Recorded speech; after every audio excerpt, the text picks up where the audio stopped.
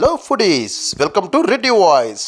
ఈరోజు మీకోసం తీసుకొచ్చాను ఆరోగ్యకరమైన ఎగ్ ఫ్రైడ్ రైస్ వల్ల మనకి ఎన్ని రకాల ఉపయోగాలు ఉన్నాయో ఒక్కసారి చూడండి. ఎగ్ ఫ్రైడ్ రైస్లో మనం వాడతాం carrot, cabbage, beans, onion, chilli, అదేవిధంగా soya sauce, chilli sauce and pepper powder. ఇందులో ముఖ్యంగా మనం తీసుకోవాల్సింది క్యారెట్ వాడటం వల్ల vitamin A, vitamin B, vitamin C లాంటి విటమిన్లతో పాటు ఎన్నో రకాల పోషకాలు ఉన్నాయి. ఇవి తీసుకోవడం వల్ల మనకి రక్త ప్రసరణ అనేది సరిగ్గా జరుగుతుంది, బీపీ అదుపులో ఉంటుంది, గుండె జబ్బులు రాకుండా సహాయపడుతుంది. అలాగే ఇందులో వేసే మరొకటి బీన్స్లో vitamin B6, thiamine, acid, niacin వంటి పోషకాలు పుష్కలంగా ఉన్నాయి. దీనివల్ల ఇది రక్తాన్ని శుభ్రపరచడం వల్ల చర్మ సంబంధిత వ్యాధులు వచ్చే అవకాశం తగ్గుతాయి.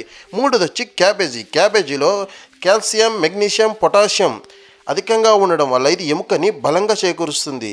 ఇందులో ముఖ్యంగా ఉపయోగపడేది ఏంటంటే ఇది మద్యం సేవించిన వాళ్ళకి ఎటువంటి దుష్పరిణామాలు రాకుండా చూసుకుంటుంది. అంటే లివర్ని జాగ్రత్తగా కాపాడుతుంది, ఇది లివర్ని శుభ్రం చేస్తుంది. ఇలాంటి ఫ్రైడ్ రైస్ ఎలా తెలుసుకోవాలంటే ఈ వీడియో చివరి వరకు చూడండి.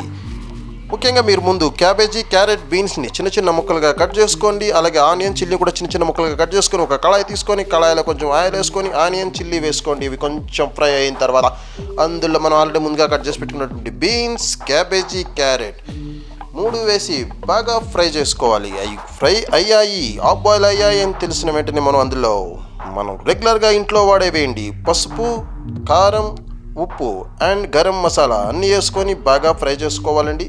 ఫ్రై అయిన తర్వాత అందులో కొంచెం సోయా సాస్, కొంచెం చిల్లీ సాస్ కూడా వేసుకొని ఫ్రై చేసుకొని పక్కన పెట్టుకోవాలండి. ఫ్రైడ్ రైస్ కావాలంటే రైస్ కావాలి కాబట్టి రైస్ని బాయిల్ చేయడానికి ముందు వాటర్లో కొంచెం ఆయిల్ అనేది వేసినట్టయితే రైస్ పొడిలాడుతూ వస్తుందండి.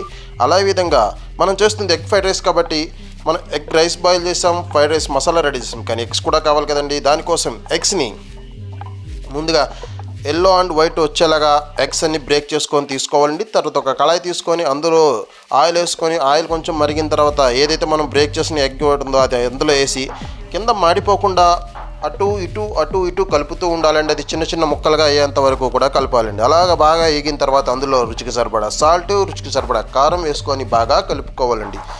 అలా కలుపుకున్న దాన్ని ఆల్రెడీ మనం ముందుగా ఏదైతే బాయిల్ చేసి పెట్టుకున్న రైస్ ఉందో ఆ రైస్ కొంచెం ఆరిన తర్వాత అందులో ముందు మసాలా వేసుకొని బాగా మిక్స్ చేసుకొని సాల్ట్ చూసుకొని సాల్ట్ సరిపోతే కొంచెం రుచికి సరిపడా సాల్ట్ మళ్ళీ వేసుకొని బాగా కలుపుకోవాలండి. కలుపుకున్న తర్వాత ఏదైతే మనం ఆల్రెడీ బ్రేక్ చేసి బాయిల్ చేసి పెట్టిన ఎగ్ ఉంది కదా ఆ ఎగ్ అనేది అందులో వేసి బాగా అటు ఇటు కలిపి పైనుంచి కొంచెం పెప్పర్ పౌడర్ అలా చమ్మి గార్నిష్ కోసం కొంచెం కొత్తిమీర వేసి దాన్ని చికెన్ గ్రేవీతో కానీ లేదంటే వెజ్ గ్రేవీ బంగాళదుంప గ్రేవీతో కానీ తింటే ఉంటుందండి. అబ్బబ్బబ్బ టేస్టే సూపర్, అలాగే ఆరోగ్యం కూడా కాపాడుతుందండి.